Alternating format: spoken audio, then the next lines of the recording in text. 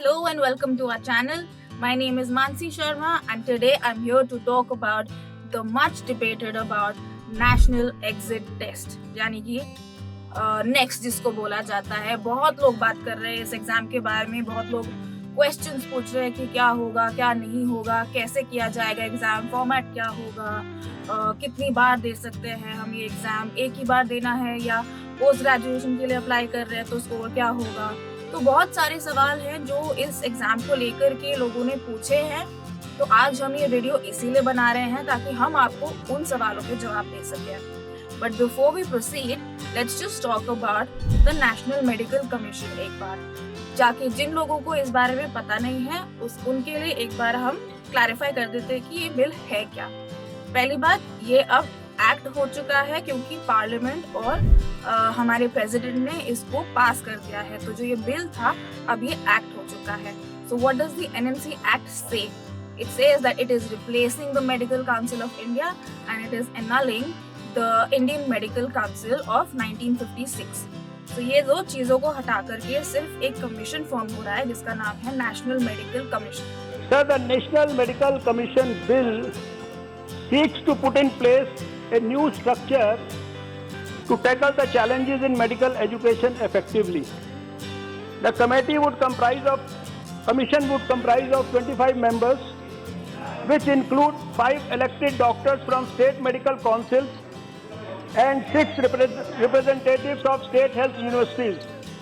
A committee chaired by cabinet secretary and consisting of 4 nominated experts, 1 elected doctor and secretary health would select the chairperson of NMC and other members in a transparent manner.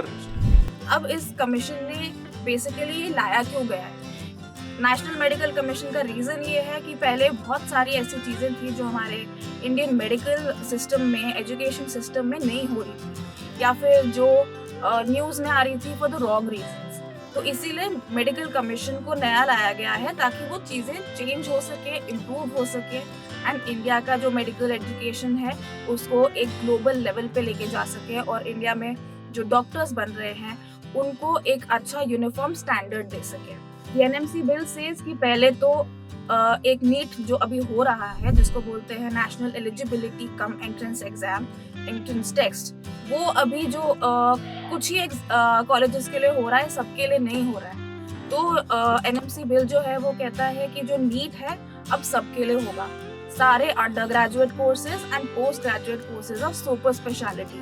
तो उन सब के लिए एक ही exam किया जाएगा। किसी college का, किसी यूनिवर्सिटी का अपना अलग लेवल नहीं चलेगा, अलग सिस्टम नहीं होगा। सेकेंडली, दिस बिल सेज कि अब एक कॉमन काउंसलिंग होगी। तो जब पहले कोई एग्जाम देता था हर कॉलेज का अलग अलग, तो वो हर कॉलेज की अलग अलग काउंसलिंग में जाता था।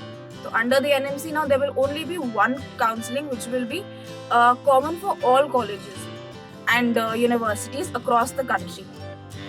Third, which is the topic of today, is the national exit test, जिसको next बोलते हैं।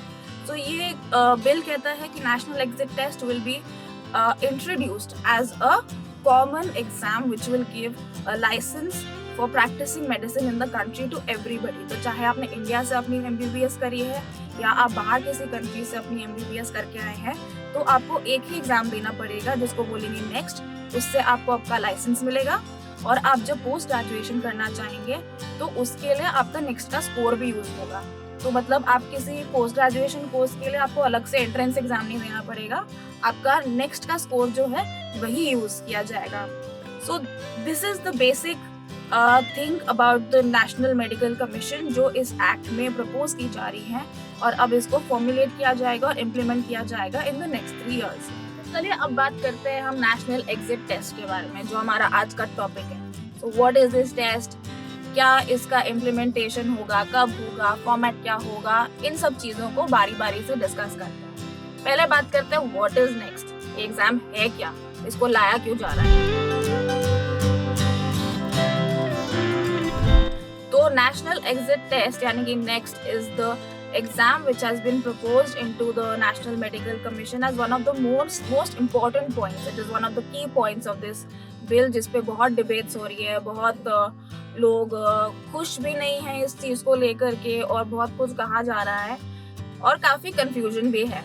So let's just clear that. Next is the exam, जो ये बिल कहता है कि MBBS का जो फाइनल ईयर एग्जाम होता है उसका हर यूनिवर्सिटी का अपना एक अलग होता है। इंडिया में जितनी भी यूनिवर्सिटीज है, कॉलेजेस है, सब अलग अलग एग्जाम्स लेते हैं। तो जो ये बिल है ये कहता है कि उन सबको हटा करके एक एग्जाम करेंगे, नेशनल एग्जिट टेस्ट, यानी कि जितने भी लोग पास होंगे इंडिया में, they will pass on a similar level, on a uniform level, कि जो भी होंगे वो सेम एग्जाम पास करके डॉक्टर बनेंगे इंडिया में। तो ऐसा नहीं होगा कि से गोवा के डॉक्टर्स ने कुछ और पढ़ाई करके कुछ और एग्जाम दे करके पास हुए हैं या हरियाणा के अलग हुए। Entire country will have one exam. तो उस एग्जाम से आपको इंडिया में प्रैक्टिस करने के लिए लाइसेंस मिलेगा। So it will be the licentiate exam for people studying in India, for MBBS in India. Secondly, जो लोग बाहर से पढ़ाई करके आते हैं, जिनको हम बोलते हैं फॉरेन मेडिकल ग्रेजुएट्स, उनका प्रोसीजर अभी ये है कि वो इंडिया में आकर के प्रैक्टिस करने के लिए उनको FMGE यानी कि फॉरेन मेडिकल ग्रेजुएट एग्जामिनेशन देना पड़ता है, जिसको हम MCI स्क्रीनिंग टेस्ट के नाम से भी जानते हैं। तो ये बिल कहता है कि अब वो FMGE भी खत्म हो जाएगा। So whether you studied in India और you studied abroad, you will have to sit for one exam, national exit test, ताकि इंडिया में जितने भी डॉक्टर्स प्रैक्टिस कर रहे हैं वो सब एक ही लेवल पे हो, यूनिफॉर्म लेवल पर हो, ताकि इंडिया में मेडिकल इंडस्ट्री का एक स्टैंडर्ड मेंटेन हो जाए। So these are the two things. As everybody is aware by now, NEET and common counseling have been made a part of the proposed act. In addition, a common final year MBBS examination called NEXT has been introduced to ensure quality of doctors getting MBBS degrees, including those passing out of AIIMS and JIPMER. NEXT would create NMC to move away from a system of repeated inspections of infrastructure and to focus on outcomes rather than processes. Now coming to the third point of NEXT. NEXT का जो score होगा वो आप use कर सकते हो अपने broad speciality courses में एडमिशन लेने के लिए फॉर पोस्ट ग्रेजुएशन। तो ये बिल कहता है कि अब पोस्ट ग्रेजुएशन जो ब्रॉड स्पेशलिटी कोर्सेज होंगे उनके कोई अलग अलग एग्जाम्स नहीं होंगे, उनको भी आप नेक्स्ट का ही एग्जाम लेकर के, नेक्स्ट का स्कोर लेकर के आप आगे जा सकते हैं। सो this is one of the things जो एक सिंगल लेवल पे आ गया है कि आप चाहे कहीं पे भी पढ़ाई करो, आपको एक ही एग्जाम देना पड़ेगा, और चाहे आपको आगे जाकर के पोस्ट ग्रेजुएशन करना है फॉर ब्रॉड स्पेशलिटी कोर्सेज, तो आपको दोबारा एग्जाम एंट्रेंस के लिए नहीं देना पड़ेगा। So this is a single exit test which will work for all graduates of medicine whether from India और अब्रॉड। सो लोग बहुतों ने हमारे चैनल के ऊपर, जो अगर आपने प्रीवियस वीडियोस देखी होंगी जो हमने डाली है, और अगर नहीं देखी है तो ज़रूर हमारे चैनल पे जाकर के देखिए, क्योंकि हमने NMC बिल को पूरा एक्सप्लेन किया है हिंदी और इंग्लिश में। तो उन वीडियोस के ऊपर बहुतों के सवाल आए हैं कि अगर आप बाहर से पढ़ाई करके आते हो तो क्या आपको 2 एग्जाम देने पड़ेंगे, FMGE और उसके बाद नेक्स्ट। तो उसका जवाब ये है कि नहीं, एक ही एग्जाम होगा, सिर्फ नेक्स्ट FMGE नहीं होगा, लेकिन ये तब होगा जब एक्ट इम्प्लीमेंट हो जाएगा। So once this act is implemented, only one exam. So that is the answer. Please do not be confused. There will not be 2 exams. अब आते हैं हम अपने नेक्स्ट क्वेश्चन पे, जो बहुत लोग पूछ रहे हैं कि एग्जाम का फॉर्मेट क्या होगा। नेक्स्ट एग्जाम जो आएगा वो ऑब्जेक्टिव होगा, सब्जेक्टिव होगा, क्लिनिकल होगा, किस टाइप में होगा? क्योंकि अभी जो लोग MBBS पढ़ रहे हैं, जो फाइनल ईयर के एग्जाम्स देते हैं, उनका अलग अलग लेवल के एग्जाम्स होते हैं। काफ़ी सब्जेक्टिव भी होता है, ऑब्जेक्टिव भी होता है, क्लिनिकल भी होता है। उनको हर लेवल पे टेस्ट किया जाता है to see whether they are eligible to become doctors in the country और not. So this is one question that a lot of people have asked. So the answer for this is not very clear yet, because government ने अभी तक कुछ clear करके बताया नहीं है कि ये एग्जाम का फॉर्मेट क्या रखेंगे। लेकिन अगर हम देखें तो जितने भी सर्वेज हुए हैं, जितने डॉक्टर्स के इंटरव्यूज हुए हैं, जिनसे पूछा गया है, तो काफ़ी हद तक उनको ये एक्सपेक्टेशन है कि इस एग्ज़ाम का फॉर्मेट ऑब्जेक्टिव रखा जाएगा, क्योंकि सब्जेक्टिव एग्जाम्स जो होते हैं उनमें चीटिंग के बहुत चांसेस होते हैं। फॉर एग्जाम्पल, कोई पेपर चेक करने के लिए गया है, किसी का फेवरेबल कोई कैंडिडेट है, तो वो उसका पॉसिबिलिटी बहुत रहता है कि उसका हो सकता है थोड़ा बायस्ड होकर के चेकिंग किया जाए। लेकिन अगर ऑब्जेक्टिव कंप्यूटर बेस्ड एग्जाम होगा, so that becomes transparent and honest when it comes to checking and giving out a result. So इसीलिए काफ़ी डॉक्टर्स का ये मानना है कि गवर्नमेंट काफ़ी हद तक यही एक्सपेक्टेड है कि जो इसका फॉर्मेट रहेगा वो ऑब्जेक्टिव होगा, एमसीक्यू क्वेश्चंस के साथ में, और कंप्यूटर बेस्ड रहेगा, ताकि उसमें चीटिंग और स्कैम्स के पॉसिबिलिटीज सबसे कम हो, बल्कि कोशिश यही किया जाएगा कि हटाए दे सारे स्कैम्स के पॉसिबिलिटीज। अब इस बिल को लेकर के, नेशनल मेडिकल कमीशन बिल को लेकर के ये क्या कहा जा रहा है कि वो पास हो गया है, उसको पार्लियामेंट ने पास कर दिया, उसको प्रेसिडेंट ने पास कर दिया है। तो उसको लेकर के काफी लोगों के दिमाग में ये कंफ्यूजन आ रहा है कि पास हो गया है का क्या मतलब है, क्या अभी से ही सारे एग्जाम स्टार्ट हो जाएंगे। So this brings us to the next question कि ये एग्जाम इम्प्लीमेंट कब होगा। नेक्स्ट एग्जाम जो होगा वो इस साल होगा, अगले साल होगा, या उसके अगले साल होगा, एग्जैक्टली ये इम्प्लीमेंट कब होगा।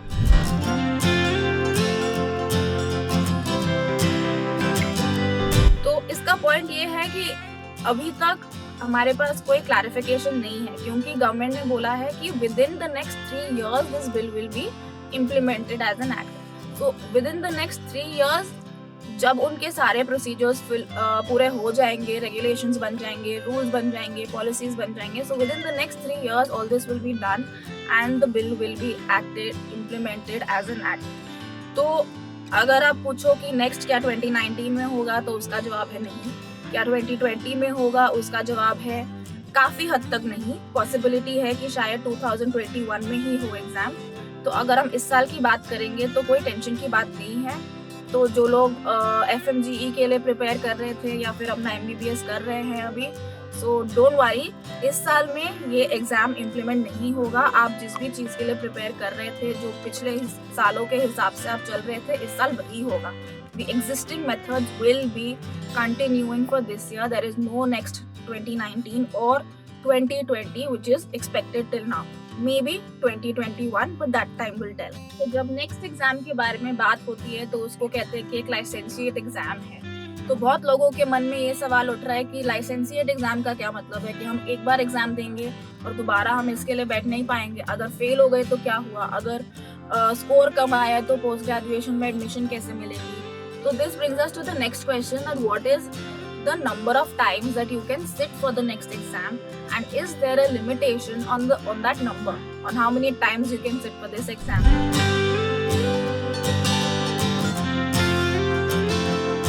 So the answer for that is no, there is no limitation at all. आप जितनी भी बार चाहे आप नेक्स्ट एग्जाम के लिए बैठ सकते हैं। आप लाइसेंस लेने के लिए, आपको जब लाइसेंस मिल जाए, good for you, you don't have to sit for the exam again. But let's say you want to apply for a post graduate course और उसके लिए आपको अच्छा स्कोर चाहिए, जो बहुत ऑब्वियस सी बात है, जितना अच्छा स्कोर होगा उतना अच्छा कॉलेज में आपको एडमिशन मिलेगा। तो अगर आप चाहते हैं कि अपना स्कोर बेटर करे और अच्छा करे दोबारा से एग्जाम दे करके, तो आप दे सकते हैं। एक बार नहीं, 2 बार नहीं, 3 बार नहीं, जब तक आपको लगता है कि आपको स्कोर और इम्प्रूव हो सकता है for the best college, best university, you can keep sitting for this exam. There is no limitation on it. So please be clear on that also. तो ये थी हमारा डिस्कशन नेक्स्ट के ऊपर। नेक्स्ट के जितने भी सवाल थे जो हम तक पहुँचे हैं स्टूडेंट्स के और मेडिकल एस्पायरेंट्स के, हमने कोशिश करी है उन सभी सवालों के जवाब देने की। इनके अलावा एक और क्वेश्चन है जो बहुतों के मन में है, जो बहुतों ने हमारे चैनल पे हमसे पूछा है, which is a bridge course for Ayush doctors. कि उसको लेकर के बहुत कंफ्यूजन था। पहले बिल में कुछ आया था ब्रिज कोर्सेज को लेकर के, उसके बाद जब एक्ट हुआ तब उसको कुछ क्लैरिटी नहीं मिली। तो उस बारे में बात करते हैं कि ये bridge course for Ayush doctors का पूरा मसला क्या है। तो बहुत लोगों ने पूछा था कि इसका मतलब क्या है। तो आयुष डॉक्टर्स वो होते हैं जो बेसिकली इंडिया में एक गवर्नमेंट का इनिशिएटिव है आयुष्मान भारत लेकर के, जो हेल्दी इंडिया है। तो आयुष डॉक्टर्स वो है जिनमें सारे category of doctors other than modern medicine include किए जाते हैं, जैसे कि आयुर्वेदा, होम्योपैथी, यूनानी एंड अदर्स। तो पहले जो ये आ रहा था NMC बिल, उसमें कहा गया था कि एक ब्रिज कोर्स रखेंगे फॉर दीज डॉक्टर्स, ताकि वो भी मॉडर्न मेडिसिन के लिए प्रैक्टिस कर पाए या कुछ थोड़ा सा लेवल लिमिटेड लाइसेंस से कुछ कर पाए।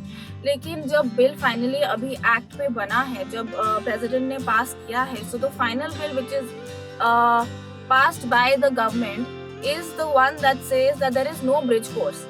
वो गवर्नमेंट ने हटा दिया है क्लॉज अपने बिल में से कि कोई ब्रिज कोर्स नहीं होगा फॉर आयुष डॉक्टर्स। उन्होंने इंस्टेड एक नया प्रोविजन इंट्रोड्यूस किया है जिसको बोला है उन्होंने community health care providers. So this community health care providers will be for those people जो already modern medicine, modern scientific medicine को प्रैक्टिस कर रहे हैं या उससे रिलेटेड प्रोफेशन में हैं।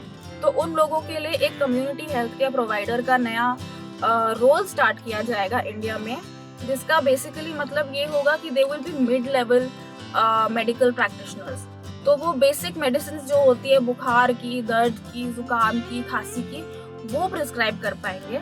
लेकिन इन डॉक्टर्स के पास वो अथॉरिटी नहीं होगी कि वो बड़ी कोई मेडिसिन दे पाए अपने पेशेंट्स को, जैसे कि एंटीबायोटिक्स हो गई या किसी इन्फेक्शन की, वायरल की दवाइयाँ हो गई या किसी बड़ी बीमारी की जो दवाइयाँ हो गई। तो किसी प्रॉपर डिजीज का ट्रीटमेंट नहीं कर पाएंगे ये लोग।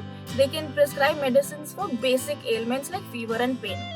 So these will be the mid-level practitioners in the country. But it is important to note here कि इस पे भी अभी क्लैरिटी नहीं है। जब ये बिल पूरा रूल्स के साथ, रेगुलेशंस के साथ जब गवर्नमेंट प्रेजेंट करेगी, उसमें पता चलेगा कि exactly community health care providers का मेन मतलब क्या है। तो अभी तक इस पे कोई क्लियर है नहीं। काफ़ी चीज़ें हैं जो बस सोची जा रही हैं, एक्सपेक्ट की जा रही हैं based on whatever the government has told in the bill till now, but there are still many questions that need answers. For example, कौन लोग होंगे जो इस कम्युनिटी हेल्थ केयर प्रोविजन के अंडर आएंगे, किन लोगों को ये लाइसेंस मिलेगा, उनकी ट्रेनिंग कैसे होगी, उनको कितने टाइम के लिए पढ़ना पड़ेगा, उनको कहाँ प्रैक्टिस करनी होगी, क्या वो इंडिविजुअल्स रहेंगे या क्या उनको किसी के अंडर सुपरविजन के नीचे उनको काम करना पड़ेगा। ऐसे बहुत सारे सवाल हैं जिसका अभी जवाब का इंतजार है, जो गवर्नमेंट की तरफ से अभी क्लियर नहीं हुआ है। तो होपफुली जब ये बिल पूरा इम्प्लीमेंट होने लगेगा, इसके ऊपर डेवलपमेंट स्टार्ट होंगे which is with in the next 3 years, तब होपफुली इन चीज़ों पे थोड़ी सी क्लैरिटी और मिलेगी। एंड ऑफ कोर्स जैसे ही कोई क्लैरिटी आएगी, हम भी कोशिश करेंगे कि उसके ऊपर एक नया वीडियो बनाएं विद डिटेल्ड इन्फॉर्मेशन, ताकि आपके जितने भी डाउट्स हों वो हम क्लियर कर सकें। So this was our video today for you answering the questions on next. क्या है नेक्स्ट, कितने बार दे सकते हो, फॉर्मेट क्या होगा, कौन दे सकता है, किसके लिए है ये एग्जाम, और उसके बाद ये ब्रिज कोर्स आयुष डॉक्टर्स के लिए क्या है, उसका क्या मतलब है, क्या वो सच्ची में आ रहा है, नहीं आ रहा है। ये क्वेश्चंस हमने आज सारे आपके लिए आंसर किए हैं। And if you have any other queries और comments or feedback or anything, please post them in the comment section so that we can take it into account for our next video. And please do subscribe to our channel and follow the notifications so that whenever we upload a video, आपको वो ज़रूर मिले। And do share this video with the people जो इस industry से related है, क्योंकि बहुत लोग हैं जिनके पास ये सवाल है मन में और उनको मिल नहीं रहे हैं। तो अगर आप किसी को जानते हैं तो ये वीडियो उनके साथ भी ज़रूर शेयर करिए ताकि उनके भी डाउट्स क्लियर हो जाए। Thank you so much.